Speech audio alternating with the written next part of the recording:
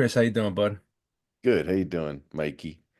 I'm good, dude. I'm watching Jokic right now, play on the Who? Nuggets.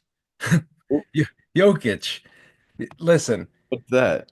all I know is that how miserable or let me rephrase that. How less willing would you be to do this show tonight if it was about the NBA? I would not be here if that was the case. I would have absolutely nothing to say. What's up with the Now, NBA now? March Madness, I could talk about Cooper Flag. I could talk about UConn. UConn's my squad I've adopted. So I'm looking forward to UConn next season. I really don't care what happens the rest of the tournament, but I'm looking forward to UConn next season. So, I mean, being now, I guess we might as well introduce the fact that you are Tennessee Chris, our longtime friend, my personal friend, longtime friend of the show. Fantasy wise, guys, like, subscribe, comment.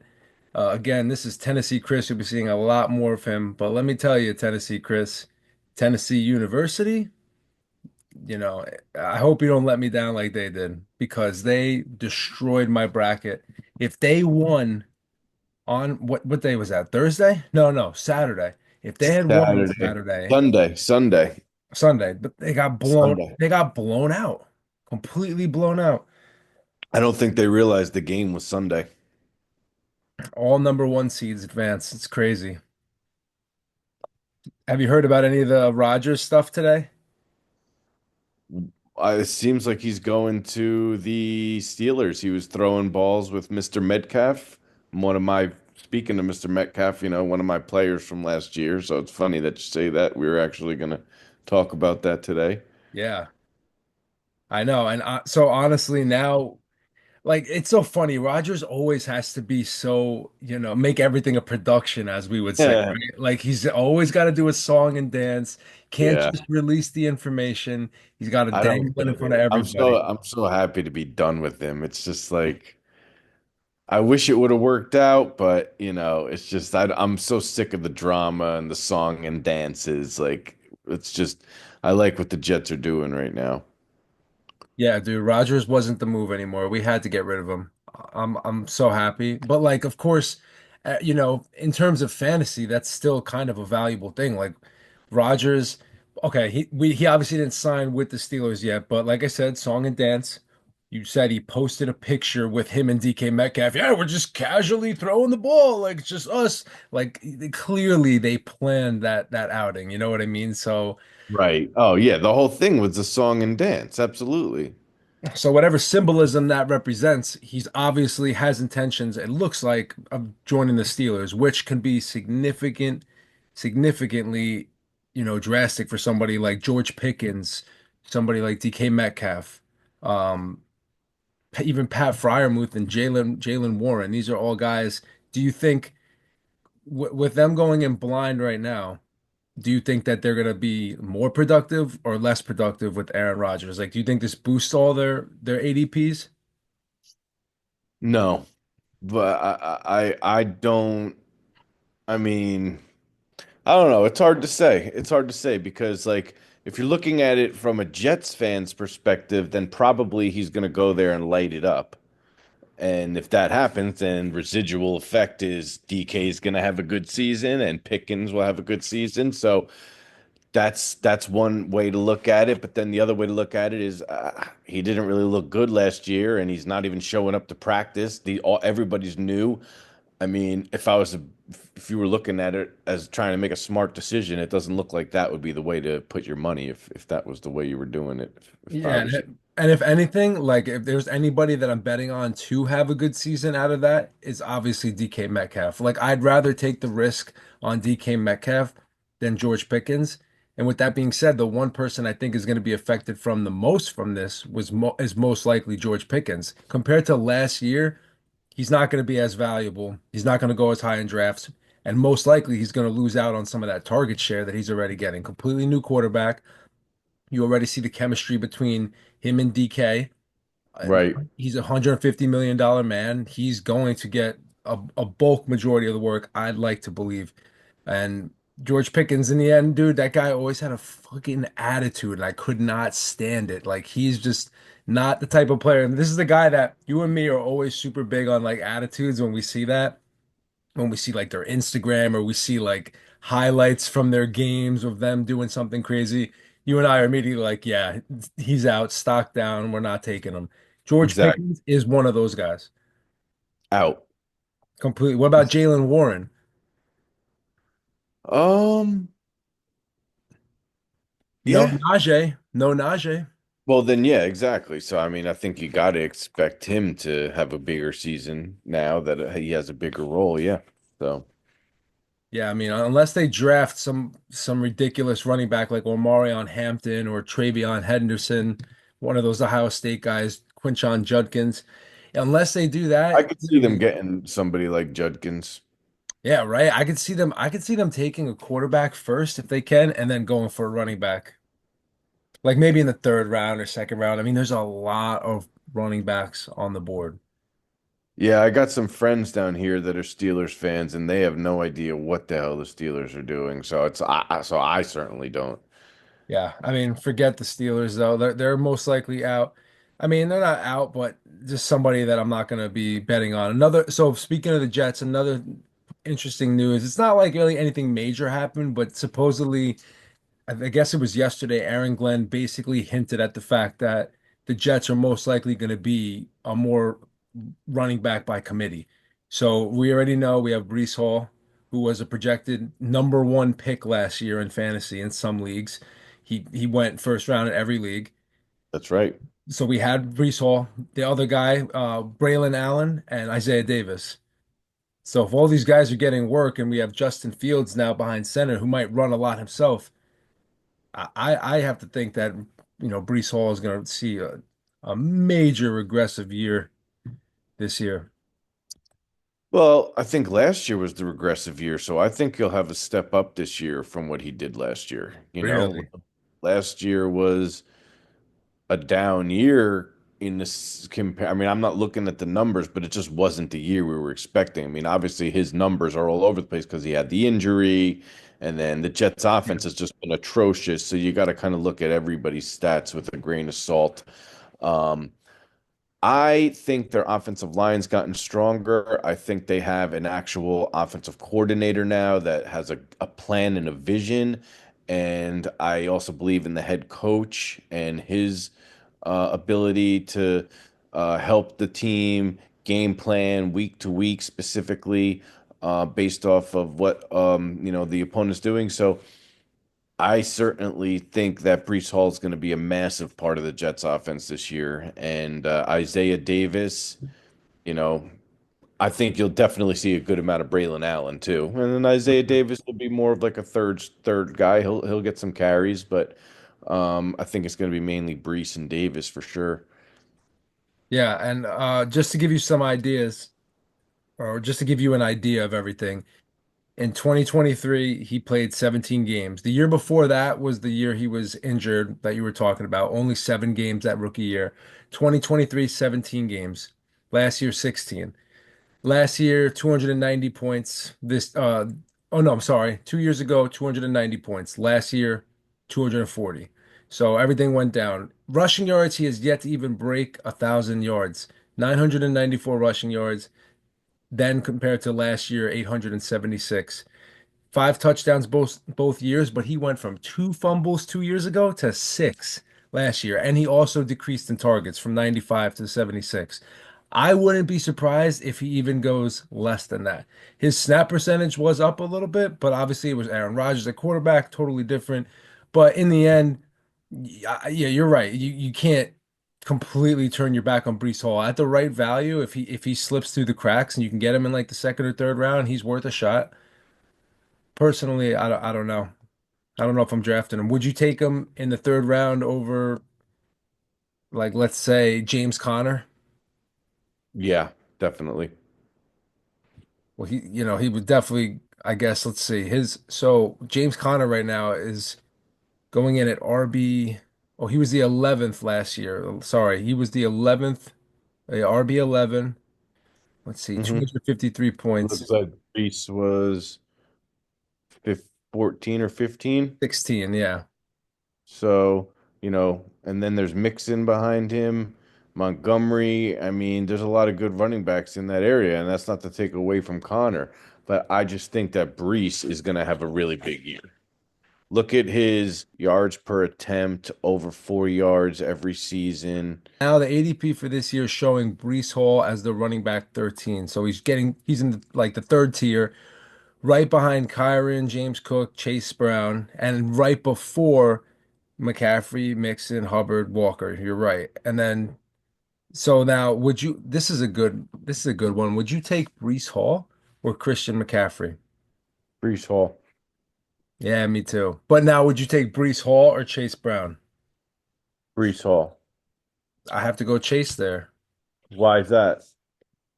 I like the fact that the Bengals are coming in hot and he's still as of now the number one guy over there. And most likely he might, not necessarily a three down back, but I think he might see more work than Brees. He was more explosive last year and he doesn't have the injury history as much. I just like the Burrow effect. I like being around Joe Burrow. You know he's going to get the ball downfield no matter what. Yeah.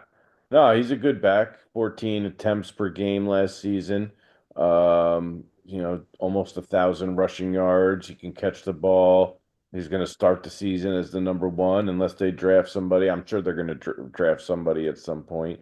But But dude, as I'm looking at this now, it's crazy, bro. Like the first four tiers, I mean, these players are all great. Like these are good running backs. a lot of it has to do with, do they get injured? Is their offensive line Of course. does the team suck? And their quarterback. So like, is the quarterback suck and they stack the box? That's what's been happening with Brees Hall.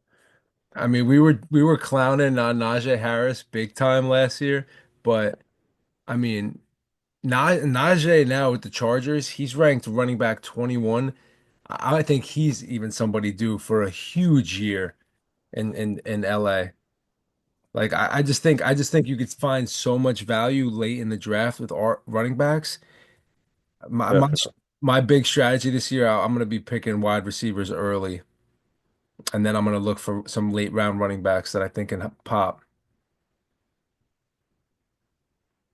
Would you take Genti in the second round?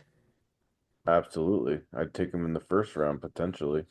Yeah, I mean he's something else. I was looking at his stats the other day, 2,800 rushing yards and like 26 touchdowns or some crazy shit. Yeah, it's pretty ridiculous. And you saw those videos from, I guess that was, what is that, the pro day? He looked Yeah. like an absolute monster. So I'm excited to see where he goes. I mean, if he's there, if by some crazy, if somehow he lasts till 7 and I'm the Jets, I would say take him and then good riddance to Brees, even after everything I just said about Brees. Oh my But God. uh, but it's the truth. I mean, this guy's a freak. Yeah, and honestly, he was the last topic I wanted to talk about before we recapped our fantasy teams from last year. Because I don't know if you saw it today, I thought I sent it to you. So the Raiders GM was asked about his stance on Genti, and he came out and he basically said, I could start by just reading the first part of the quote. My oldest son has made it no secret that if we don't pick Ashton Genti at 6, that he's walking out of the family. Wow. So that's something that he actually said, dude, and I don't blame him. Like it would be foolish to skip on generational talent like that. And when you're, especially who your top running back right now is Amir Abdullah, Madison is gone. I was saying it from a while ago. Like, listen, I think that they're gonna go for now that they got Geno Smith, they might go for a running back. And they already got Brock Bowers. I mean, they're gonna have a pretty elite team, I think, in the future at least. Being that they got such young talent, they just got to find a quarterback of the future. So real quick, can you read off like your fantasy team from last year? All right. So Saquon Barkley, first pick, obviously genius pick. Like Oh wait, let's everybody. go with this then. I'll say made guy or sleeping with the fishes. You tell me what you think and then why. So Saquon Barkley, made guy this year in the first round, or is he sleeping with the fishes? He's a made guy. I mean, anybody who's gonna try to like say otherwise is just being contrarian and trying to like be smart, like, overthink it here. Like until he proves otherwise, he's top pick. Meanwhile, it's me. I don't name names.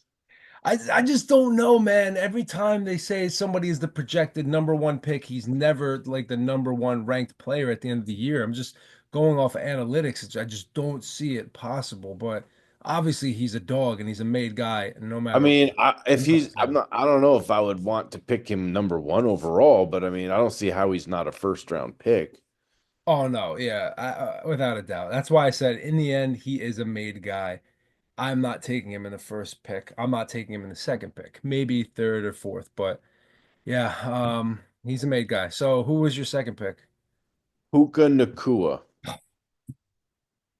Absolutely. Made guy sleeping with fishes. made guy, but I wouldn't pick him first overall, like I hear some people saying. And like to make it more interesting, like let's just say sleeping with the fishes would basically mean like, do you think he's gonna do worse than last year? So in other words, regress. Or made guy, meaning like he's gonna either do the same or better. So Puka, what were you saying? Puka made guy. Made guy, absolute made guy.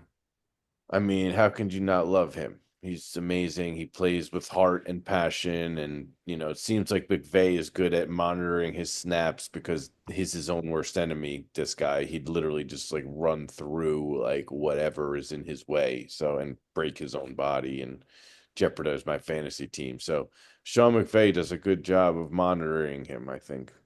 Yeah, dude, Puka is like an absolute dog. We're always sending each other clips of, these crazy receptions he has, and then he's like screaming at the end, like just pounding his chest or slamming into somebody, head down. Puka's an absolute dog. And I think honestly, the Devontae Adams acquisition, I think is going to make him better because it's going to open the field a little more for him. And he's still going to be the alpha over there, no matter what. Yeah, I think the Rams will have a good year.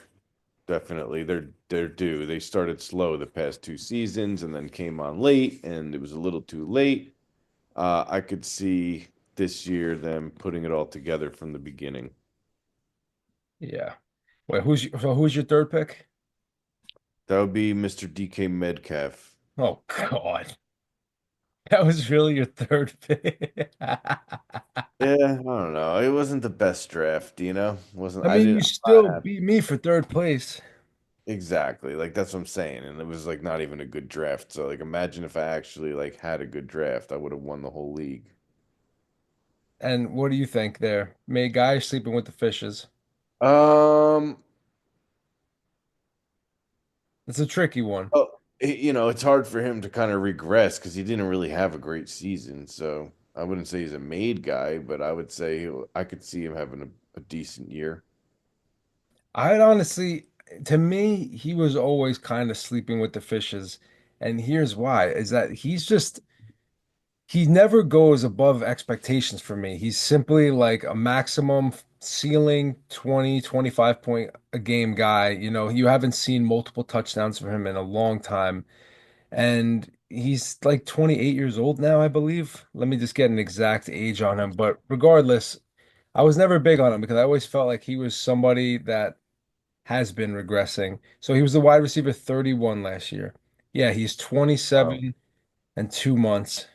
So he'll be 28, He's almost actually pretty 28. young. I didn't realize he was that young. That's young. 27? Yeah, 27. I mean, look, he's not old by any means, but sometimes these wide receivers, once they hit closer to 29, 30, you start to see some regression. And in terms of Um, like his career that being stats, said, no, I thought he was older than that for some reason. last year he only played one less game than the year before, and he had about 120 less yards, less targets, I believe. He had about 12 less targets, less snap percentage, way less points. So let me just read 2023 to 2024. 192 points to 158. 79% snap percentage to 76.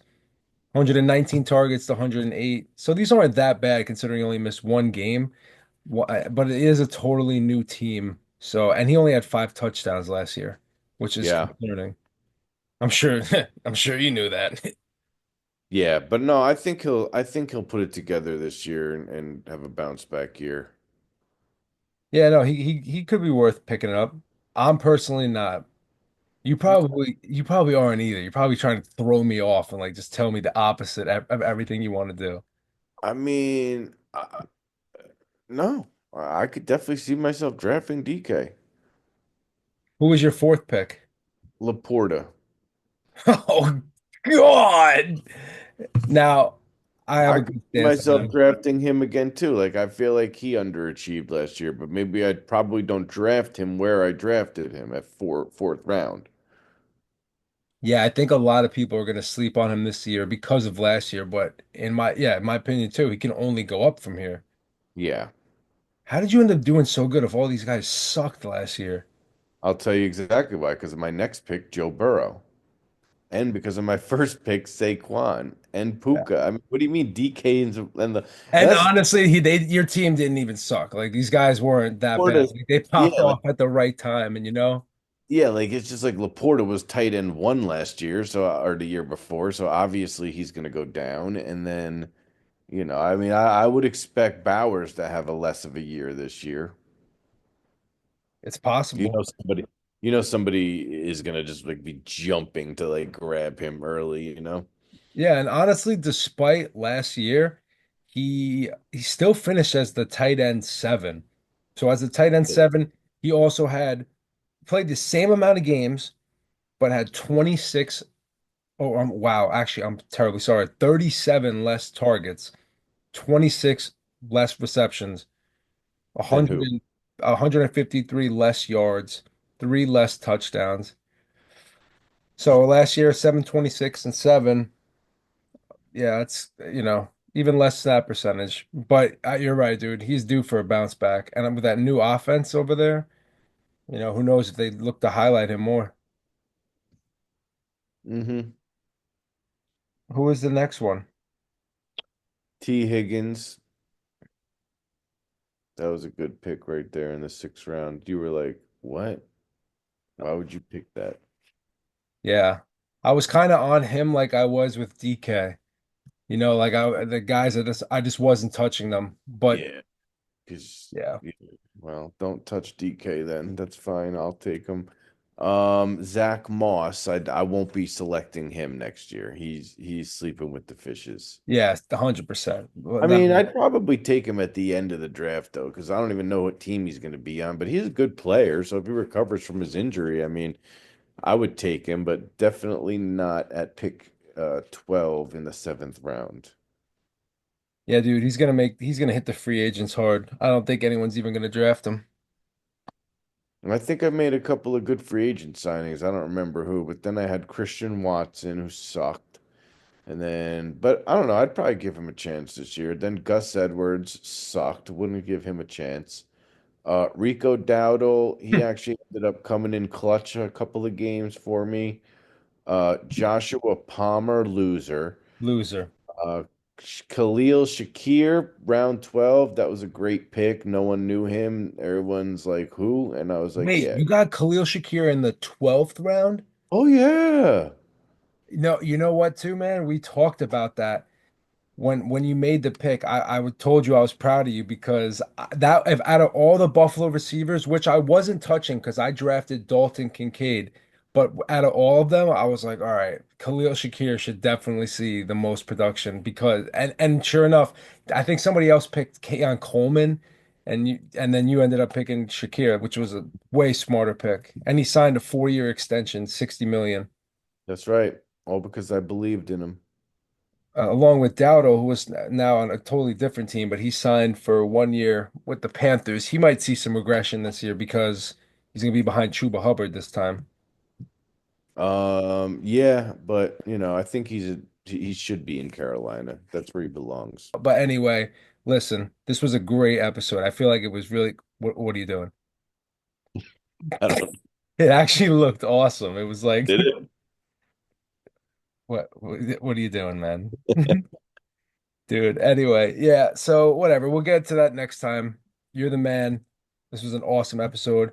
We are the Fantasy Wise guys. I probably didn't even introduce myself earlier. Again, for the 7 people maybe watching this, I'm Mike Meals here with my man Tennessee Chris. He'll be back again. We're gonna get it going, get it better for the season. More topics, more news. Like, subscribe, comment. Let us know what you want to see, and take care. Take care. See you next time.